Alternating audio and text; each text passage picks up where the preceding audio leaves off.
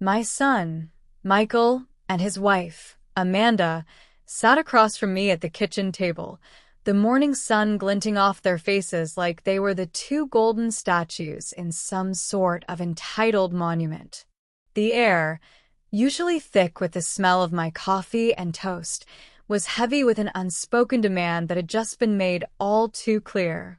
Amanda, her perfectly manicured hands folded on the table, spoke with a casualness that chilled me to the bone. "We've talked it over, Dorothy," she said, her voice smooth and devoid of any real warmth. "With the new house and everything, we've decided the most logical thing would be for you to hand over your pension. It's sitting in your account doing nothing, and it could make all the difference for us." Michael didn't look at me. He stared down at his phone, his thumbs scrolling endlessly, his jaw clenched tight. That silence, his averted gaze, stung more than Amanda's words. It was a gut punch. It was a clear signal that he agreed with her, that he saw my lifetime of hard-earned money not as my security, but as their convenience. I didn't shout, didn't argue, didn't cry. I just sat there, feeling the weight of the moment settle on me. They thought I was a burden. They saw me as a bank account. For years, I had been their unspoken solution. After my husband, Gerald, passed away, the silence in our little house in Cedar Falls became too much to bear. When Michael called, offering me a place to stay until I got back on my feet, it sounded like a lifeline. They had just bought a big house in Des Moines, and their mortgage was a stretch. I wanted to be useful, and at first I was. I helped unpack, cooked dinner, and watched the twins. The noise of a full house filled the loneliness that had been haunting me. But slowly, the arrangement shifted. A quiet request to cover the electric bill here, a grocery run there. I never saw the payback, and I didn't push for it, because what mother keeps a running tally with her child? A mother's love isn't supposed to have conditions. My presence came with silent expectations. I bought school clothes, covered field trip fees, and paid for dental visits. It felt easier to hand over my card than to listen to the quiet guilt trips about how expensive everything was. What I didn't realize was that I wasn't just helping anymore. I was silently shouldering their burdens. My money, the nest egg Gerald and I had built for our golden years, was becoming their primary source of support. My savings had dropped more in 4 years than in the previous 10. I had traded my independence for the hope of belonging, but I was just an unpaid worker and an unacknowledged provider. My quilt, which I'd hung in the hallway, was taken down and replaced with a generic canvas print. My photo of Gerald and me disappeared from the mantel and was found tucked away in a drawer. The message was clear. My presence was functional, not welcome. I was Marianne the checkbook, the safety net. But now, they wanted it all. The entire pension. The whole nest egg. It wasn't about a mortgage or an investment. It was an ultimatum. They were asking me to sign my name to their lifestyle, to drain my life's work for their comfort. I had to respond. The room was silent. All eyes on me. I took a slow sip of my coffee, its warmth a strange comfort against the coldness of their demand. I set the cup down. "I appreciate you finally being so direct," I said, my voice steady, my gaze fixed on Michael, who still wouldn't look at me. "But there's something you need to know." Amanda's lips thinned, sensing my refusal. "What is there to know, Dorothy? Either you help us, or you'll need to pack your things." I looked from her to my son, the man I had raised, the boy who used to fall asleep on my chest as a baby. "Oh, I already packed my things," I said, my voice barely a whisper. "But it's not the house I'm concerned about. It's the pension.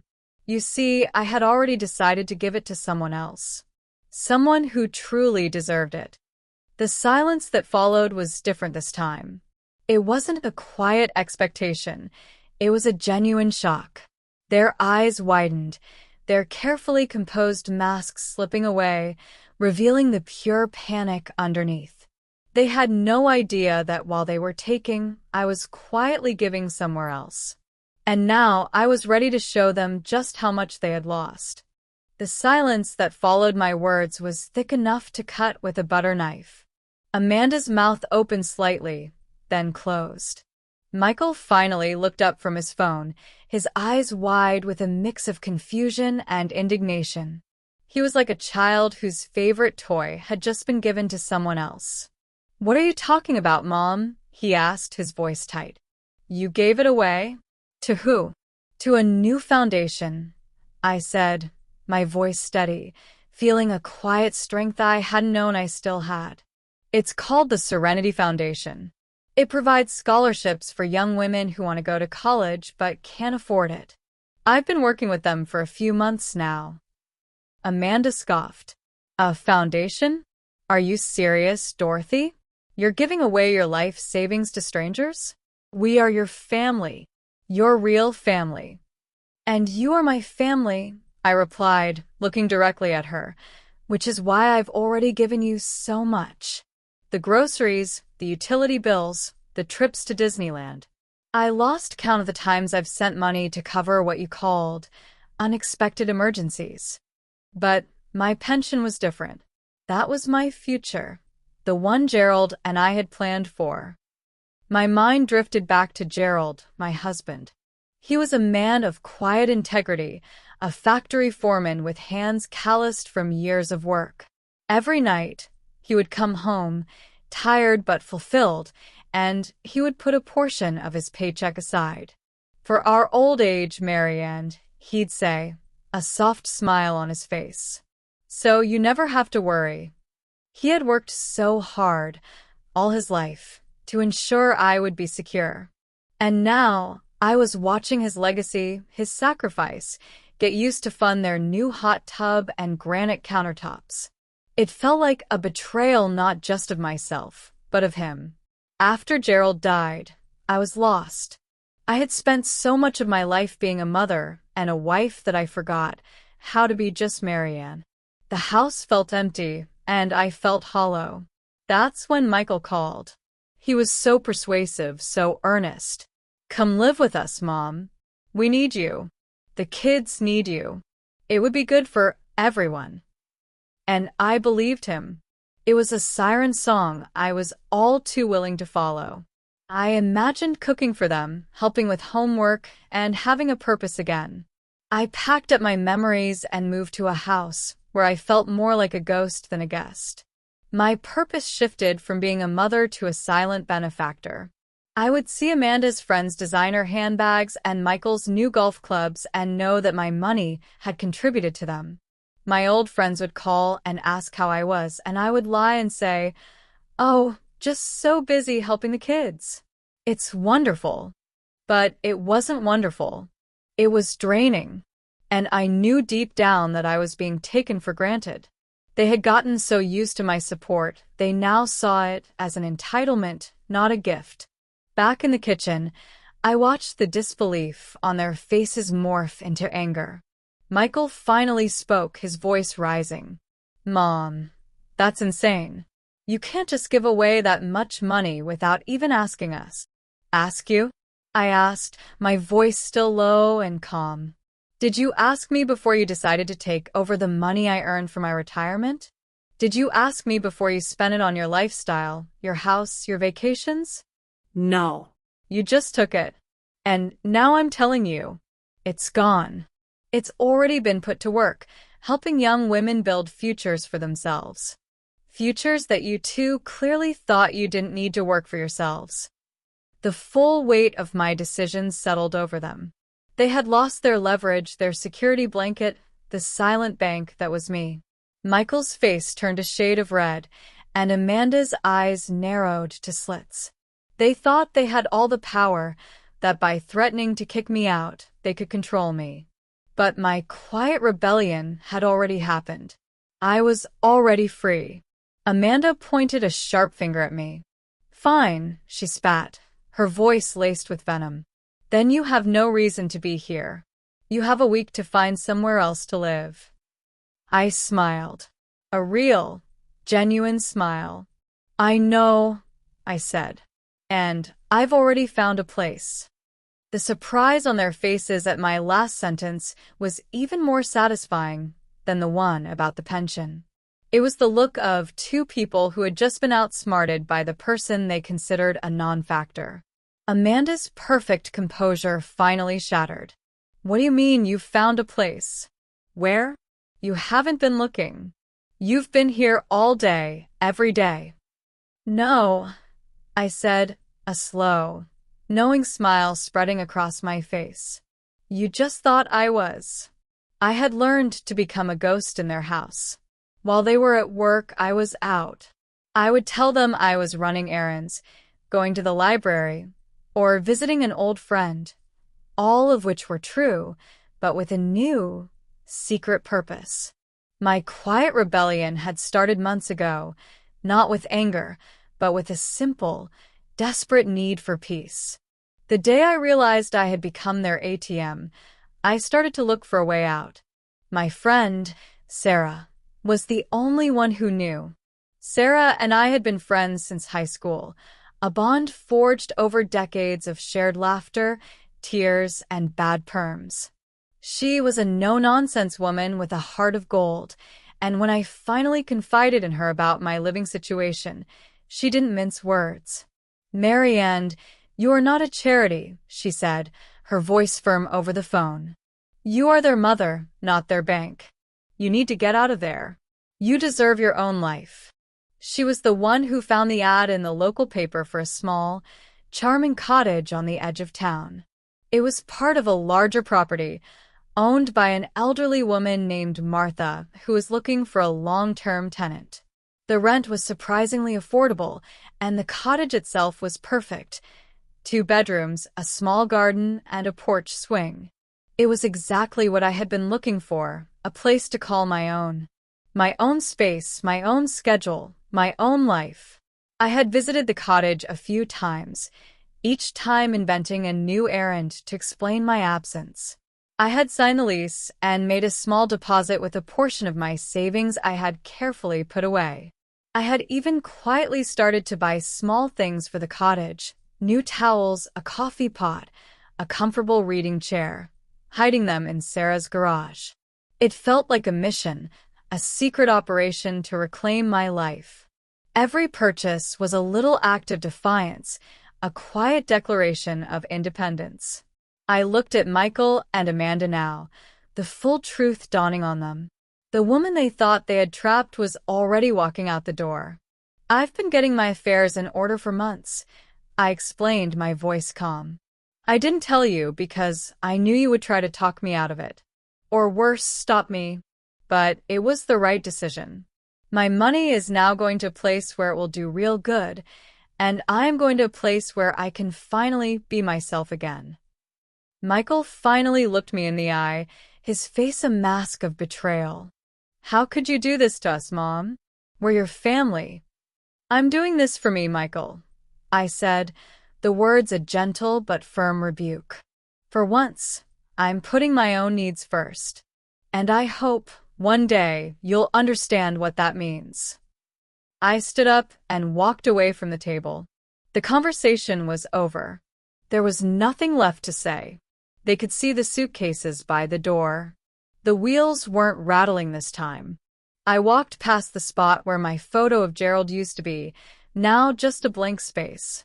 Soon, that space would be filled with new memories, new photos, and a new life. And this time, they would be my own. As I walked down the hall, I heard Amanda whisper, "She's bluffing. She can't leave." And I knew then, my quiet rebellion was far from over. It was just the beginning. I didn't look back. The front door of their house clicked shut behind me, the sound of a final period at the end of a long, tired sentence. My suitcase, the one I had so carefully packed, was already in the trunk of the Uber I had called. It felt strange to sit in the back of a car that was not my own, leaving the home that was not my own, headed to a place that I hoped would finally feel like mine again. I watched the houses of their manicured neighborhood pass by, each one a monument to a life I was leaving behind, a life that had slowly but surely hollowed me out. The silence in the car was a balm, a stark contrast to the angry words and accusations that had filled their kitchen just moments before. They thought I was bluffing, but for the first time in years, I wasn't. My heart pounded with a nervous exhilaration I hadn't felt since I was a girl. This wasn't just a move, it was an escape. It was a conscious choice to choose myself over the people who had forgotten how to choose me. My quiet rebellion had been born not of anger, but of a slow, creeping loneliness. It was the feeling of being in a room full of people and still being invisible. It was the moment I realized that my voice, my opinions, my very existence had become a background hum to their main narrative. My husband, Gerald, had always made me feel seen. He was my rock, my partner in every sense of the word. We had built our life together brick by brick, sacrifice by sacrifice. When he passed, the grief was a physical weight, but the solitude that followed was a different kind of pain altogether. It was a silence, so profound it felt like a presence in the room. I was so desperate to fill that void that I willingly traded my independence for the illusion of belonging. I thought about my old life, a young bride, full of hope, a mother who poured everything she had into her son. I gave up my dreams of going back to school to get my degree in art history, something I had always wanted. Later, Marianne, Gerald would say, after Michael is grown. And then it was always something else. The house payment, Michael's college fund, the twins' private school. My desires were always secondary, a quiet footnote in the story of my family. I had loved doing it. I had loved them fiercely. But in the process, I had lost myself. I had spent so long being a provider, I forgot how to be a person. As the Uber pulled up to the cottage, the sight of it felt like coming home.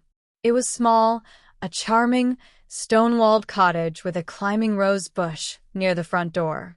The scent of honeysuckle hung in the air, and a wooden porch swayed gently in the afternoon breeze. The owner, Martha, was waiting on the porch. She was a woman with a kind, crinkled smile and hair as white as cotton. She held a small bag in her hand. "I thought you might be hungry," she said, her voice warm and gentle. "I made some of my famous lemon bars." That small act of kindness was enough to bring a lump to my throat.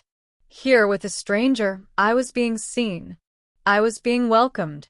It was a feeling I hadn't realized I had been starving for. Martha showed me inside. The cottage was simple, but filled with light. A small, neatly organized kitchen, a cozy living room with a fireplace, and a bedroom that looked out over a small, blooming garden. I put down my suitcase and felt a quiet peace settle over me. For the first time in years, I was truly home. I thought about the money, the pension that they had so casually demanded, the pension that now belonged to someone else. I remembered the day I found the Serenity Foundation. I had been in the library, a place I often went to escape the house, scrolling through old magazines. An article about the foundation and its mission to help young women afford college caught my eye. The founder, a woman named Elena, was a first-generation college graduate who had worked 3 jobs to pay her way through school. Her story resonated with me. I had always admired women who hustled, who fought for their place in the world.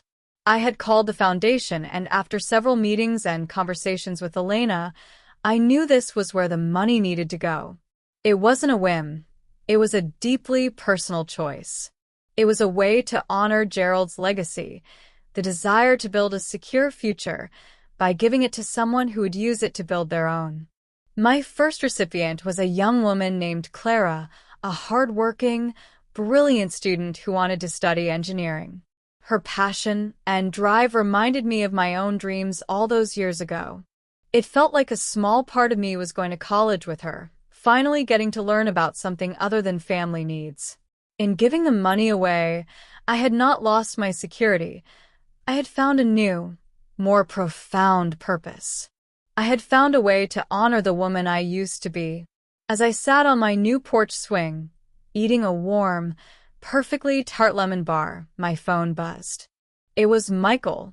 I hesitated, then answered. His voice was frantic. "Mom, where are you? We've talked it over. You don't have to leave. Just please come home. We'll talk about the pension again." The familiar guilt, the old pull, tried to take hold. But this time it was different. I looked at my small cottage, the roses, and the quiet garden, and I realized I had already made it home. "I am home, Michael," I said, my voice soft but firm. "I found my way, and I'm not coming back." I hung up, a sense of finality settling over me. But as I did, my phone buzzed again with a text from Amanda. "This isn't over. You'll regret this." I knew then that my journey to freedom was just beginning. The storm had passed, but the ripples were just starting to spread. The first few days at the cottage were a quiet kind of heaven. The air smelled of fresh-cut grass and rain, and the mornings were filled with the gentle cooing of doves instead of the rushed, demanding energy of a household that saw me as a convenience.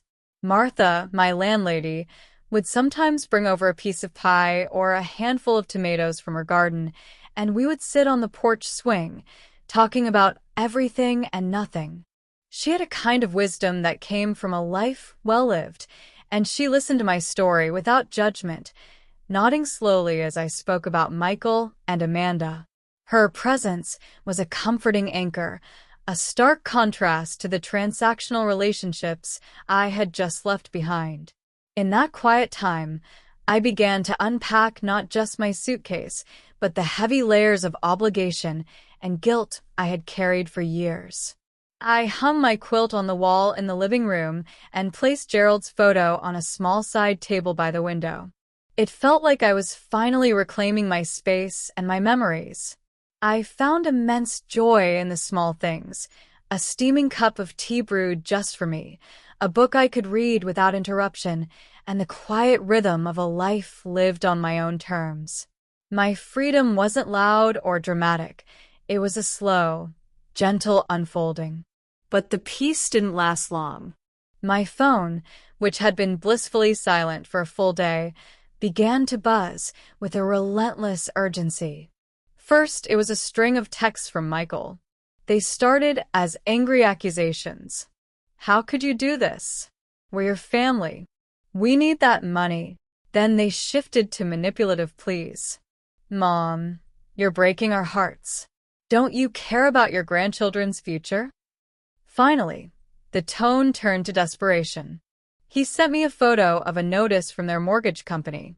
It was a late payment notice, stark and cold on the screen.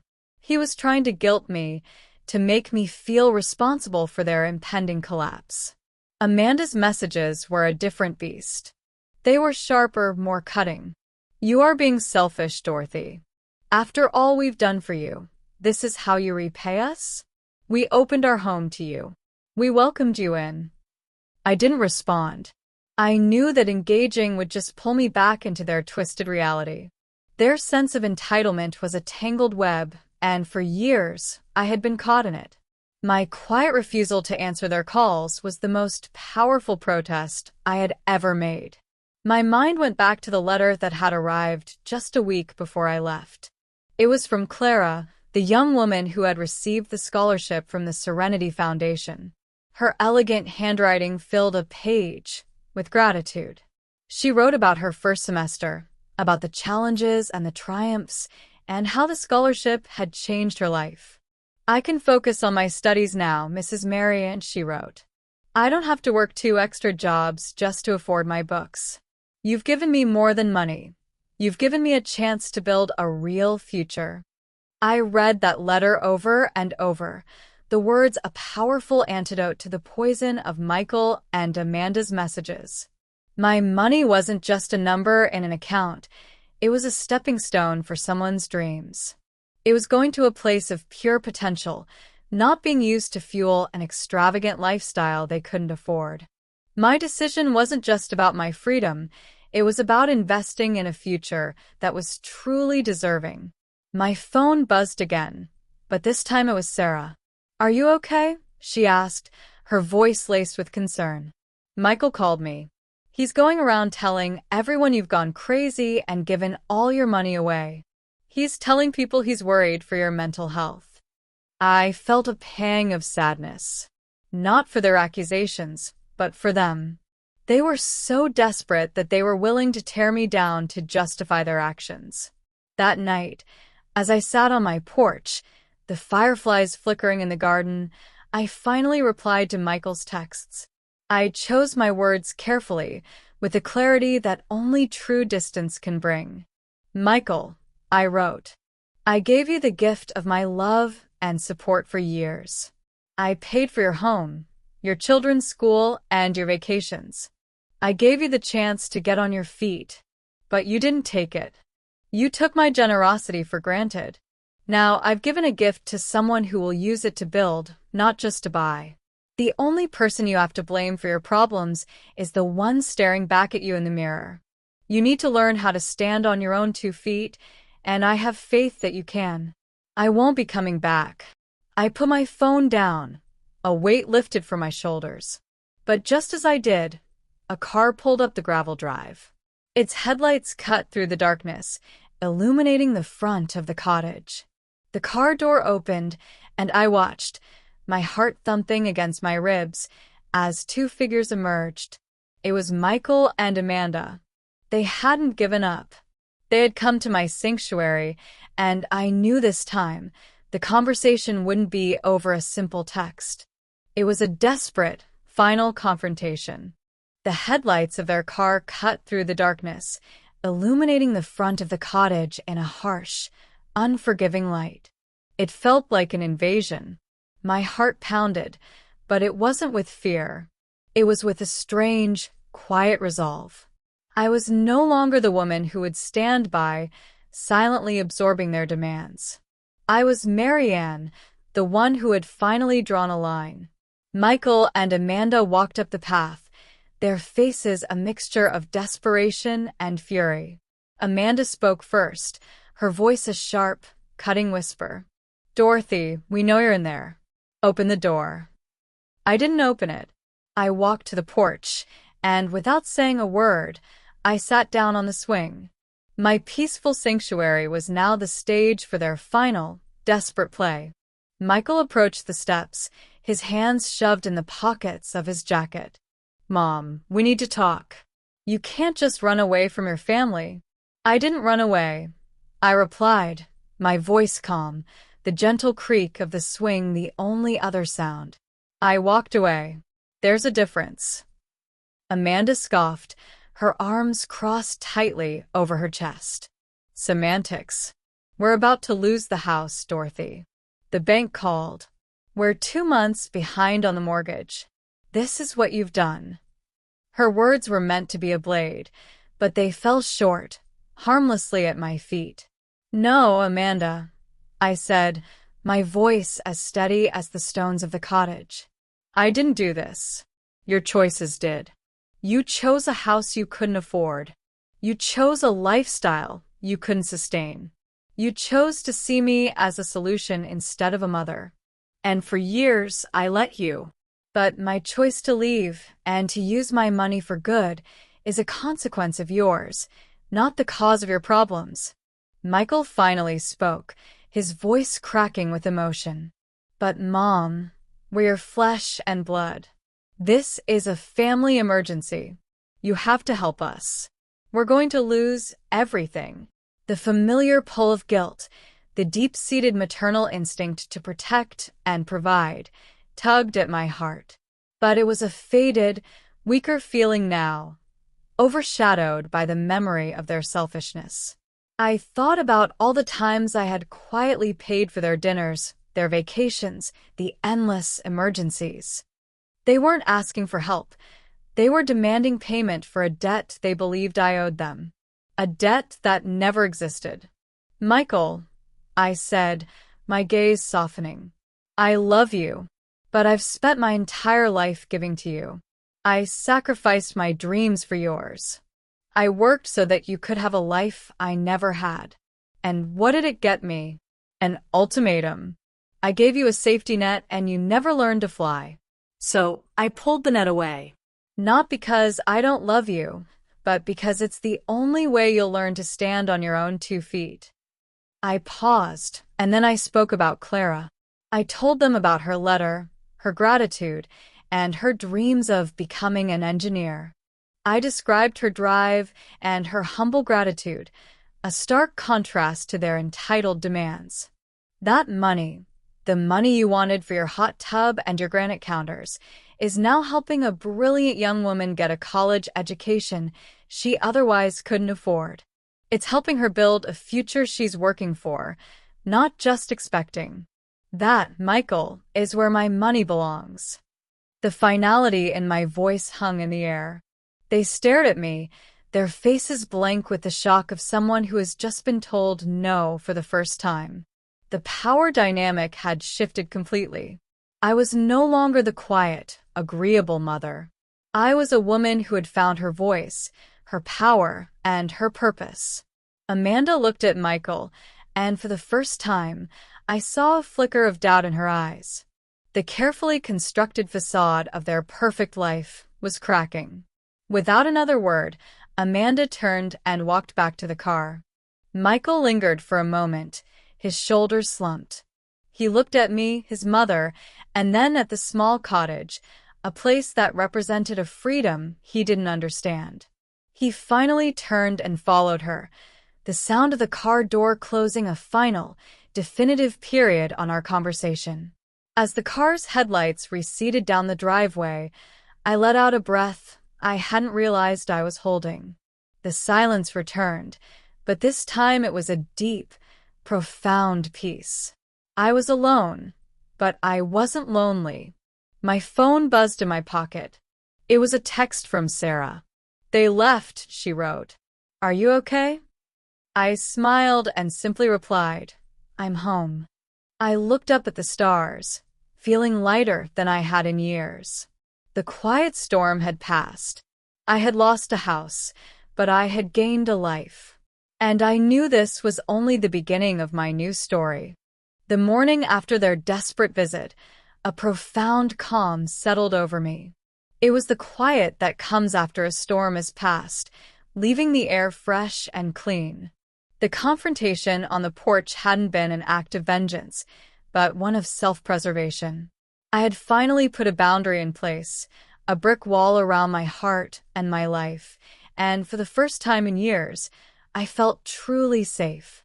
I spent the next few days in a state of quiet reflection. I gardened with Martha, planting new flowers in the small patch of earth behind the cottage. I signed up for a seniors hiking group and a book club at the local community center. I was finally building a life that was my own, not a supporting role in someone else's. The messages from Michael and Amanda became less frequent, their desperate pleas turning into a sullen silence. I knew they were processing what had happened. They were finally learning what it felt like to be on their own. A week later, I received another letter from Clara, the scholarship recipient. This one was different. It was filled with pictures, one of her in a lab coat, a wide, triumphant smile on her face, and another with her standing next to a poster of a science project. "I presented my research at a conference," she wrote, the excitement palpable in her words. "I met so many incredible women in my field, and I can't thank you enough. You're my inspiration. You've taught me that you don't have to be loud to make a difference." Reading her words, I felt a warmth spread through my chest that was far more satisfying than any of the superficial things my money had been used for in the past.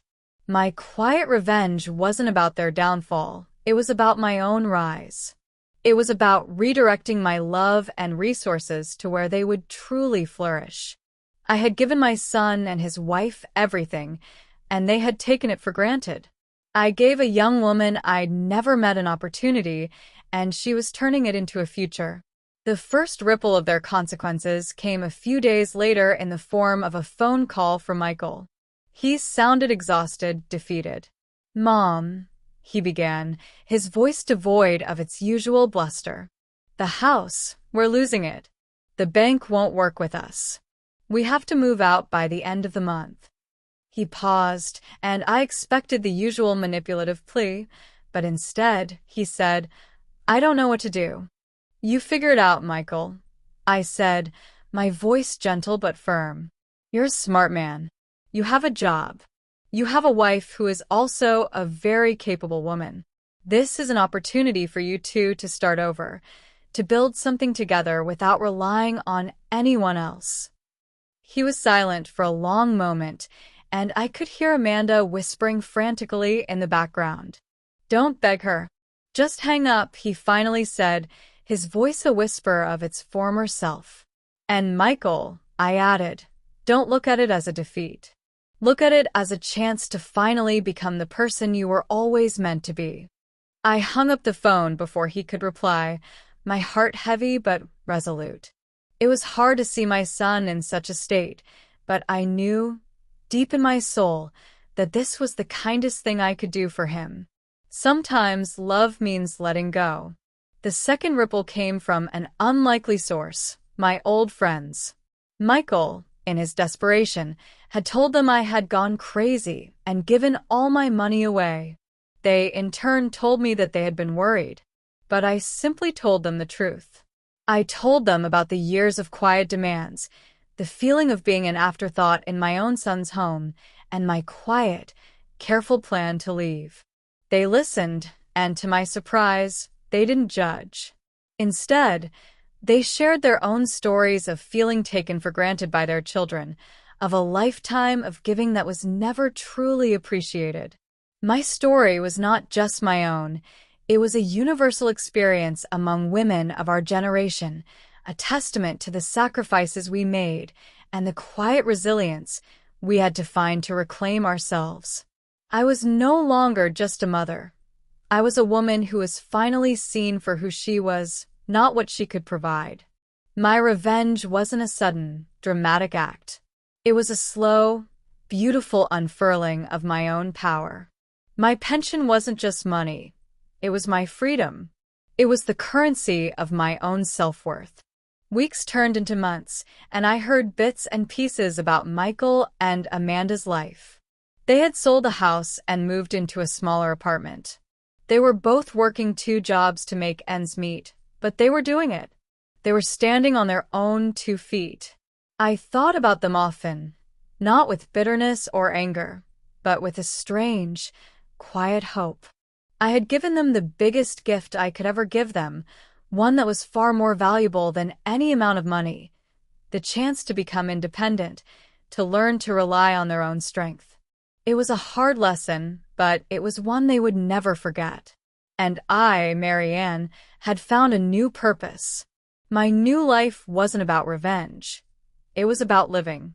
It was about finding joy in the small moments, in the company of true friends, and in the profound satisfaction of knowing that my quiet choices had created a ripple effect of goodness that was far more powerful than any loud act of defiance. My story wasn't over. It was just beginning. The months that followed were a testament to the power of a quiet choice. I had found my rhythm at the cottage, a slow, gentle hum of a life lived on my own terms. My days were no longer measured by the demands of others, but by the simple joys of my own making. I would wake up early, make a cup of tea, and sit on the porch swing, watching the sun rise over the garden. I'd read, I'd write, and I'd finally started sketching again, filling a small notebook with the vibrant colors of the flowers I was growing. It was a life I had always wanted, a life I had sacrificed for others, and a life I had finally reclaimed. I had lunch with Sarah every week, and we would talk about everything, from our gardening triumphs to the endless drama of our children's lives. My story had become a source of strength for her and for our other friends. My quiet act of defiance was a powerful reminder that we, as women, were not just mothers and wives. We were our own people with our own dreams and our own right to a life of our choosing. My quiet rebellion wasn't just my story. It was a conversation starter, a quiet call to arms for every woman who felt like she had lost herself along the way. One afternoon, as I was tending to my rose bushes, my phone rang. It was an unknown number and I almost didn't answer. But something compelled me to. "Hello," I said, my voice cautious. "Marianne? It's Amanda." Her voice was different. It was softer, stripped of its usual hardness. I felt a flicker of surprise, but didn't say anything. I just wanted to call and say something," she continued, her voice shaky. "We've been living in a small apartment downtown. It's hard. We're both working so much, and there's no room for all our stuff from the house." She paused, and I could almost hear her swallowing her pride. "We're not happy, but we're doing it. We're paying our own bills. And Michael, he's different. He's more responsible. He's been looking for ways to cut costs, and he's been talking about his old dream of starting a landscaping business." I listened quietly, the silence between us filled with the unsaid. I didn't feel a sense of triumph, just a strange, quiet sadness for the years they had lost and a flicker of hope for the future they were finally building. "I guess," she said, her voice barely a whisper, "I guess I just wanted to say thank you. You were right. You were right about everything. It wasn't about the money. It was about us learning to stand on our own 2 feet. We were so used to you being there that we forgot how to be grown-ups." "I'm sorry, Marianne." "I'm truly sorry." The words hung in the air, a long-awaited apology that I hadn't realized I needed to hear. For years, I had held onto a quiet hurt, a deep-seated feeling of betrayal. But in that moment, as I heard her humble words, it all melted away. The anger, the bitterness, it was all gone. All that was left was a quiet sense of peace. "Thank you, Amanda," I said, my voice soft. "It takes a lot of courage to say that. And I'm proud of you both for figuring it out." We talked quietly for a while, processing how different this conversation had felt from all the others. Amanda had sounded like an adult, taking responsibility for her actions, not a child making excuses. Maybe the lesson had finally taken. My phone buzzed with a text from Barbara Worth. "Heard about Amanda's promotion. Thank you for not giving up on her." I texted back. "Thank you for not bailing her out." Sometimes the kindest thing you can do for someone is let them face the consequences of their choices. Sometimes love means saying no. And sometimes the best gift you can give someone is the opportunity to discover who they really are when no one's there to catch them. I'd spent years being their safety net. And in doing so, I'd robbed them of the chance to develop their own strength. When I finally pulled that net away, they'd learned to fly. Not because they wanted to, but because they had to. And maybe that was the most valuable lesson of all. Outside my window, the sun was setting over the walking trail where I'd signed up for a seniors hiking group. Tomorrow, I was having lunch with a man named Frank, who'd asked me out after we'd both laughed at the same joke during last week's book club meeting. And I was finally learning what it felt like to be valued for who I was, not what I could provide. And that was worth more than all the money I'd ever given away. If this story spoke to you, please like, share, and subscribe so more women can hear this message. And tell me in the comments, what would you have done in my shoes?